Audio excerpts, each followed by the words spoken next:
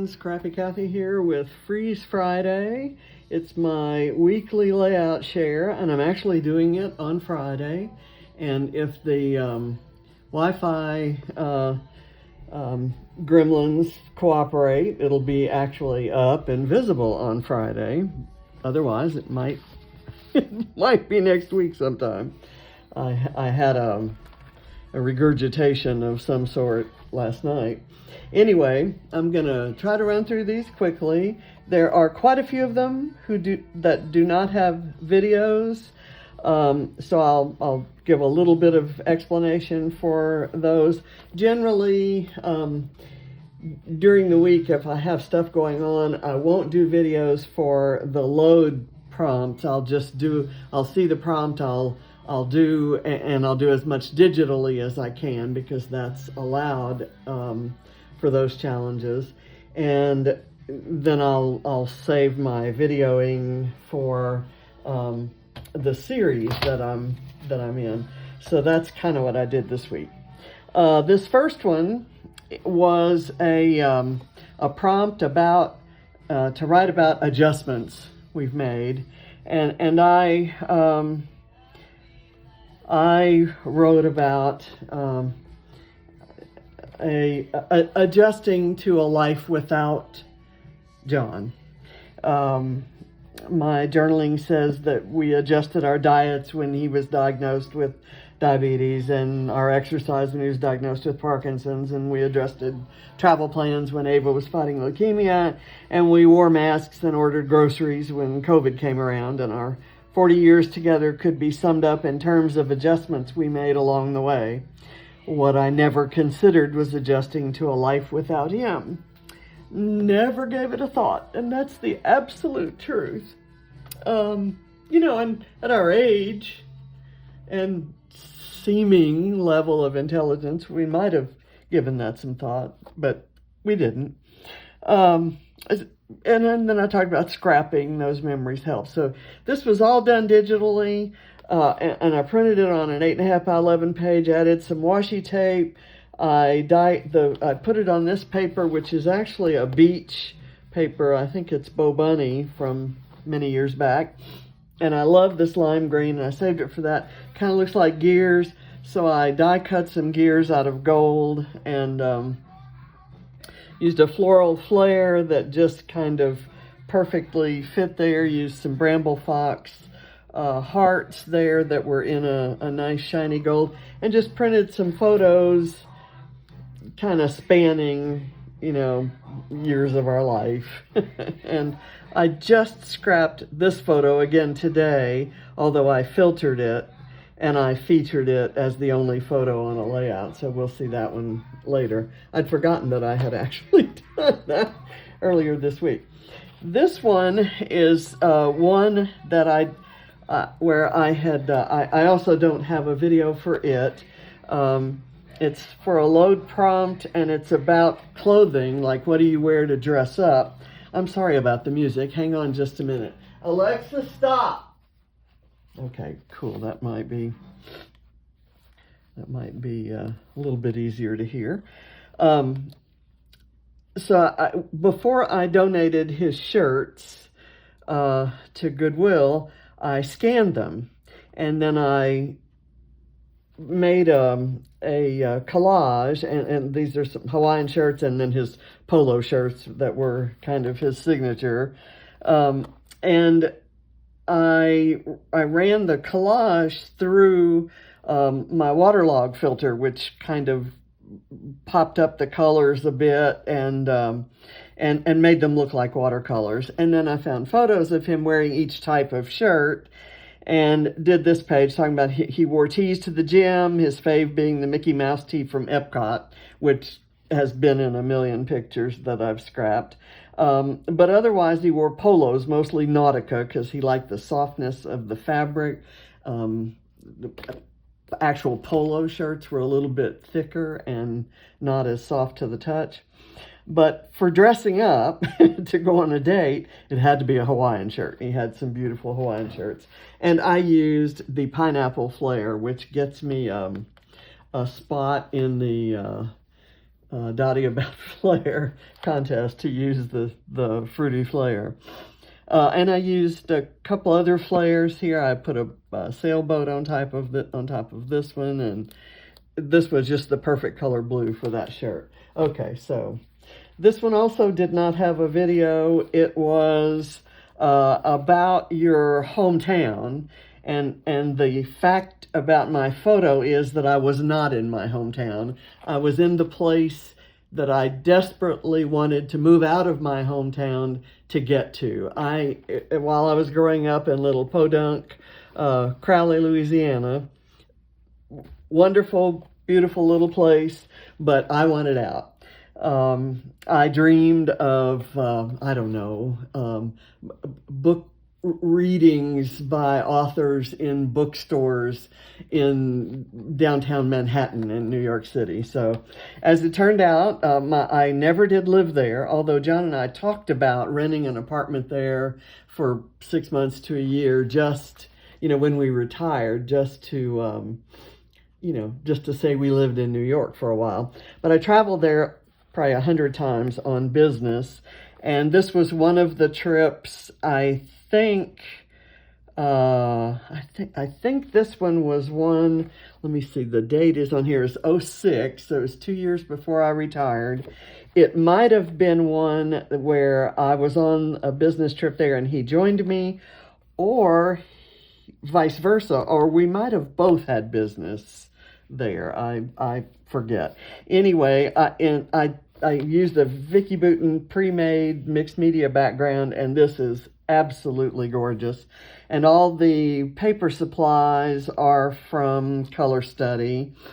I filtered my photo twice, and I printed it out just to see if I'd like it. And I liked this one better than this one, but I put this one on the layout anyway. And one of the technique challenges was to be inspired by a skyline. So I used birdhouses to kind of mimic a skyline. And in New York, there are kind of water tanks that sort of look like that are on the roofs of a lot of the buildings there. So that kind of came to mind there too. But just as you can take the girl out of the country, bright lights, big city, and hashtag right at home in Times Square. And we were.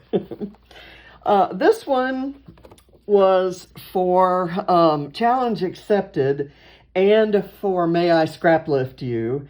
And I scrap lifted Helen Rockabilly Girl, aka Helen Parker, who had done this layout, and I just loved it. I liked that she had the polka dots down at the bottom, and she covered some of them up with some of these charms, and she used these butterflies. It was a birthday layout celebrating her recent birthday, and she had these kind of life-affirming sort of cards there, and I liked that her photo was matted in red, which contrasted so nicely with the green and picked up the red, and I just love this page. So I did a half and half page here, and this is the B-side of this Graphic 45 peacock paper, and I did do a video on this. I found a pink flare that picked up the pink in my strip. This green paper came from a paper pad, and I have no idea what it is, but it's a beautiful two-tone green, wood grain. I don't know if you can see that. There you go. And I had just written a blog post about, it was about the outdoors, and the realization I came to maybe several weeks ago, that so many of my happiest memories, the ones that I choose to scrapbook, kind of unfolded outdoors. And so I kind of picked this one. This wasn't a happy moment. It wasn't a birthday party. It wasn't an anniversary dinner or a picnic or trip to the beach or anything. I mean, it might have been a trip to the beach, but there was a problem with the black water tank, which is kind of underneath this stamp, and he was sitting there kind of troubleshooting it and trying to figure out how to empty it, I think. And he'd already gotten dressed to go home, and we were kind of on the way out. Anyway, I was there with a camera, not exactly the kind of moment that you want to pose for the camera, but he was ready with a smile and a wave. And it just, typical John, you know, nothing could faze him, and he was always, I don't know, I miss that. So I included this in my blog post. My blog post is at scraphappy.org, and you can do /blog, and I think it'll take you right there, or you can just go and navigate around the site and see the blog. So you'll see a few more pictures and learn a little bit more about him. And this, I closed the blog post with a picture of this. I actually wrote the blog, went looking for pictures, decided I wanted to end it with a page, did the page and did the video for the page so that I could put the page and the link into the blog post, and all of this was done in a 24-hour period. This one was one also for Load that does not have a video because it was like the 5-minute layout.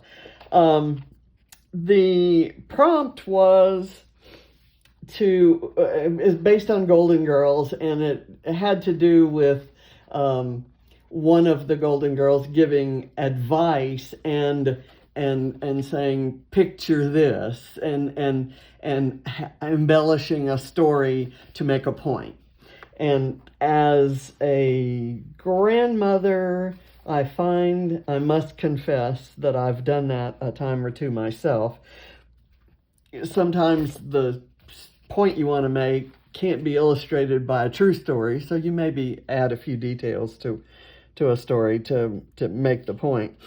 But what we were supposed to do, kind of based on that, was use a photorealistic background paper or an embellishment. So I set out to do a different kind of page, and I was going to make an embellishment out of this. I was going to print this photo small. And then I remembered that when these orange ones kind of fell apart and lost their petals much sooner than the pink and the yellow did. And the petals were so pretty when they fell off that I took a photo of a whole bunch of the petals, and I think they were on the countertop or the sink. And I didn't know what I was going to do with that. I thought maybe I'd use it in like sequins on a layout, and that's kind of what I did. And then I took all the orange ones out and put the yellow ones and the pink ones back in the vase. And then I took this photo, which was a terrible photo. I thought it would be really pretty in front of a mirror, but it just didn't work. So, and it had a bunch of busy background stuff that was distracting.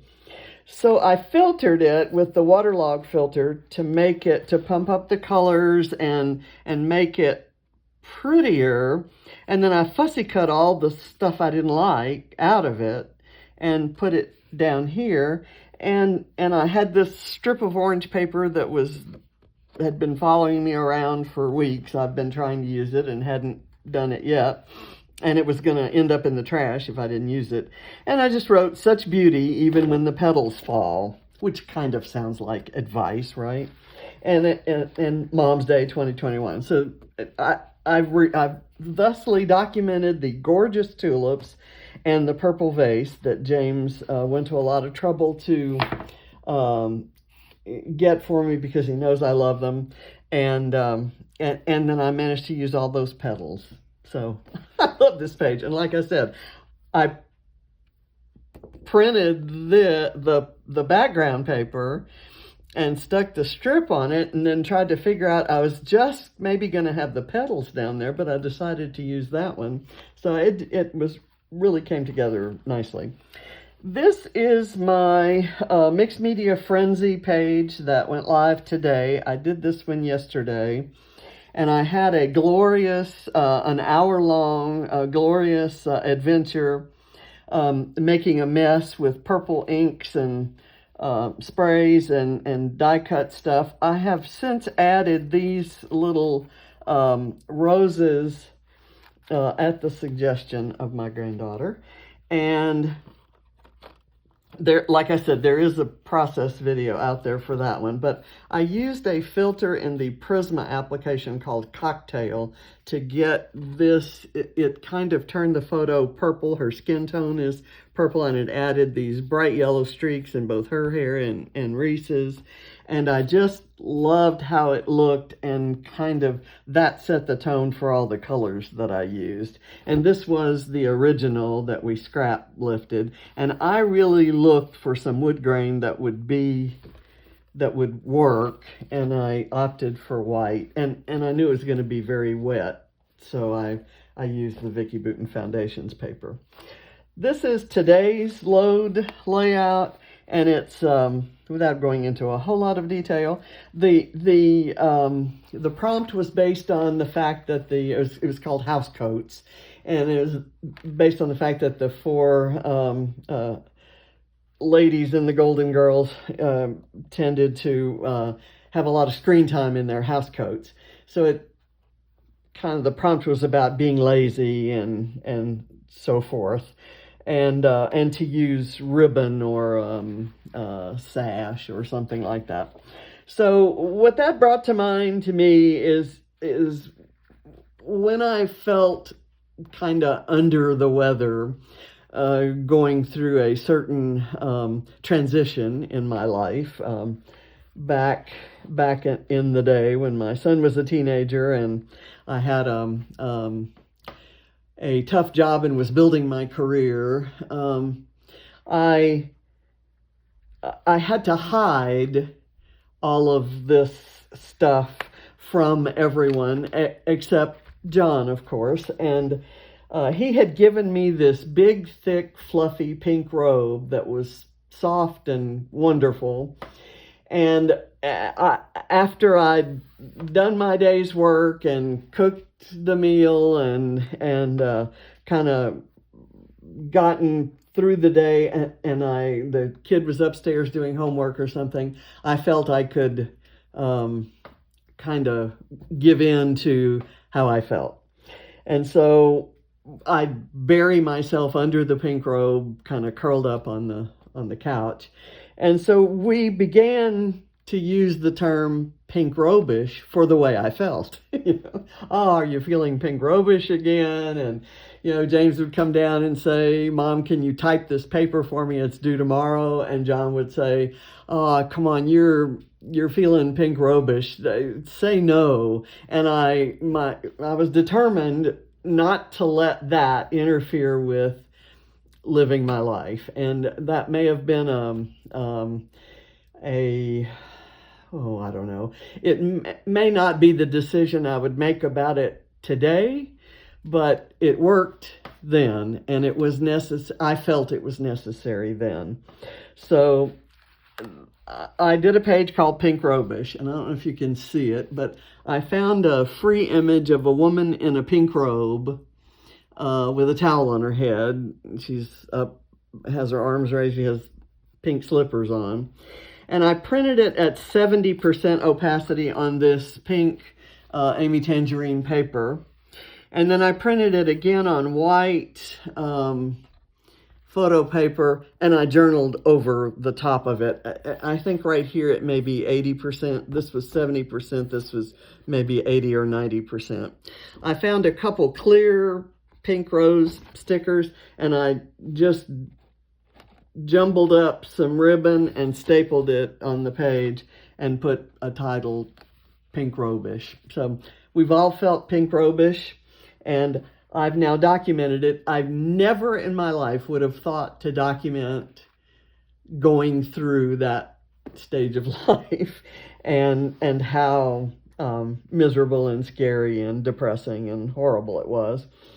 But it was something, and for years, that was 30 years ago, and at, like as recently as probably a month ago, when I was feeling bad, not a month ago, a month before he died, when I was feeling bad, he asked, are you feeling pink robish or is it something else? Does your back hurt or is it pink robish? So it's it was definitely something that needed to go into a scrapbook.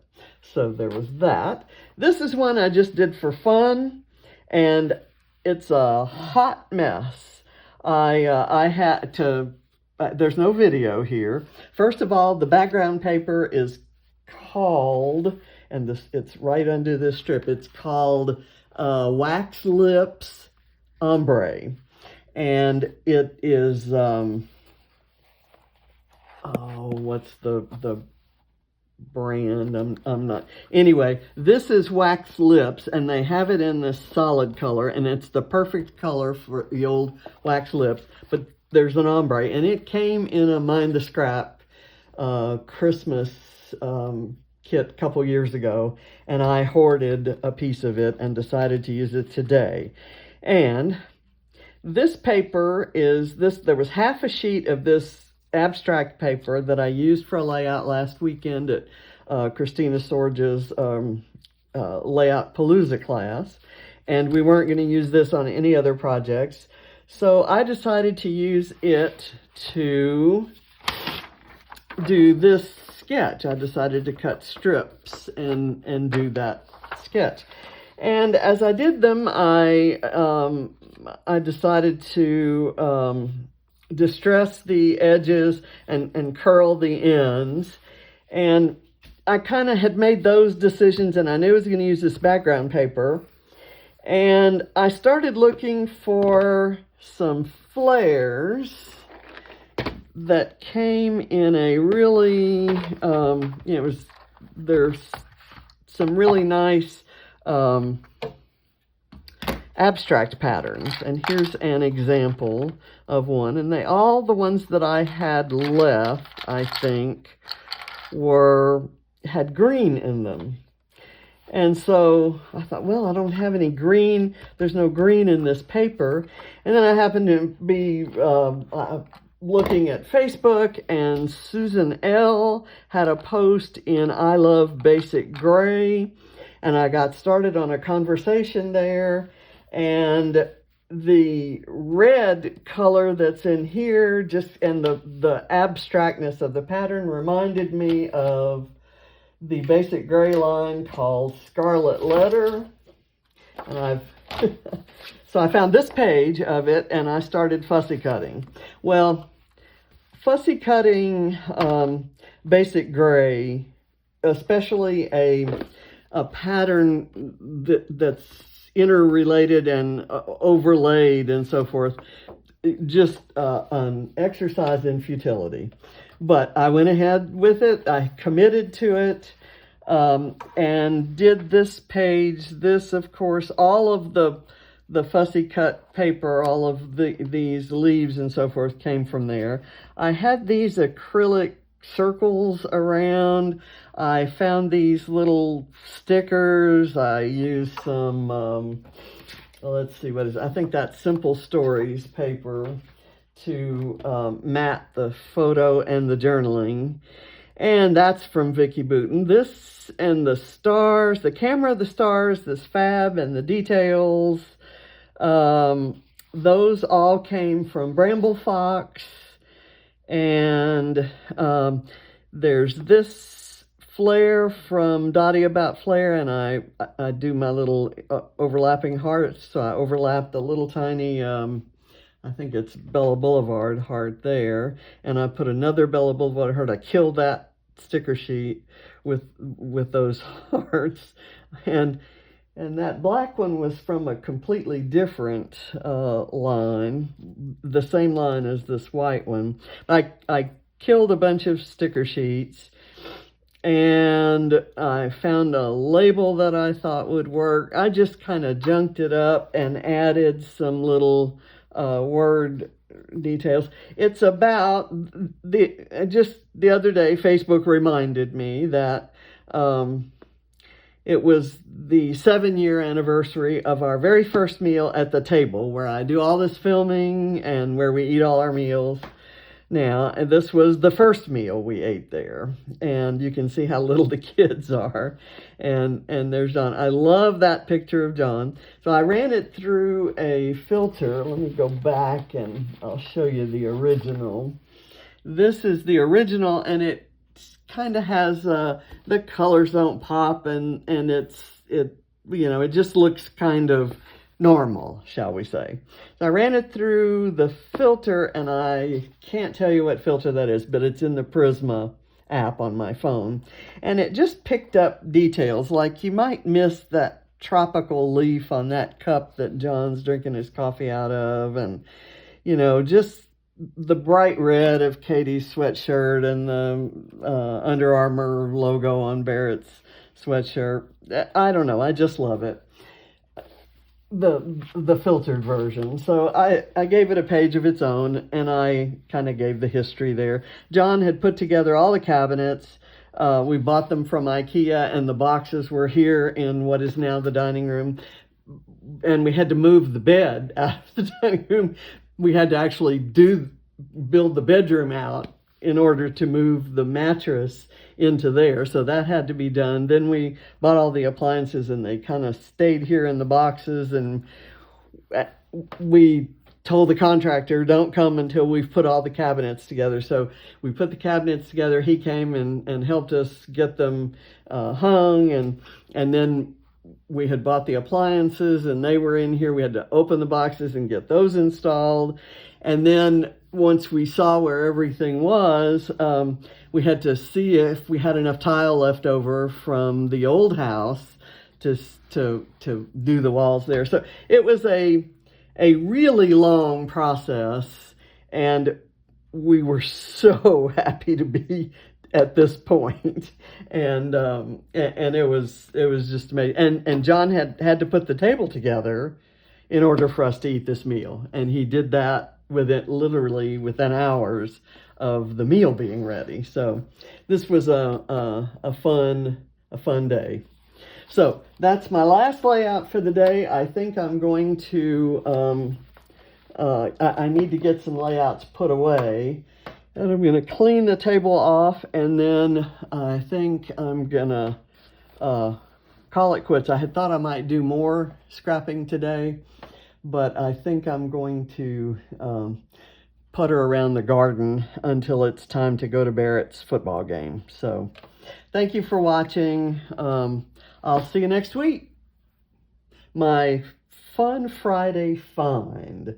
Well, my Fun Friday find, I guess, would be the note in I Love Basic Gray has got me opening my Basic Gray box, and I've got a couple of ideas for things. There's a collection, the Christmas collection, that I may use for a video. I might play along with the Christmas in May hop. So that's my find, and I won't have to buy anything for it. So haven't spent any money this week. I did waste somehow my Easy Runner Grand. When I run it across photo paper sometimes, especially double-sided photo paper that's coated on both sides, and I've recently started using that again because I've finished up all the glossy paper I had. When you do that, it kind of pulls or tugs unevenly on something, and it caused it to get all tangled up and like I've never seen before. And I probably spent a half hour trying to mess with it because it was at the beginning of a roll. I had just put a refill in. So I ended up throwing it away and putting a new one in. So I wasted some money this week, but I didn't spend any new money. So there we go. That was sunk cost anyway, right? Thank you for watching. See you next week. Bye.